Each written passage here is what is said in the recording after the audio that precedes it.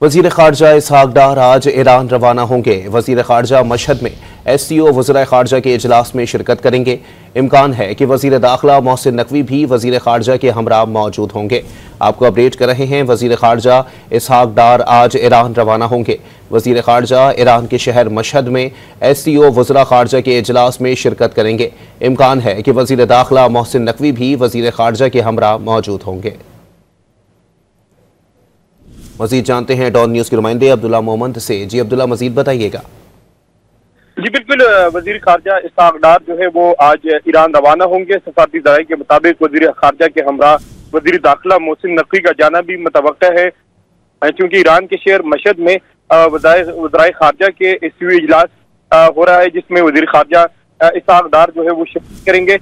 इसके साथ साथ वजीर खारजा साइडलाइंस पर दो तरफा मुलाकातें भी करेंगे, जिसमें कई अमूर जो है वो ज़ेर गौर आएंगे। जी बहुत शुक्रिया अब्दुल्ला।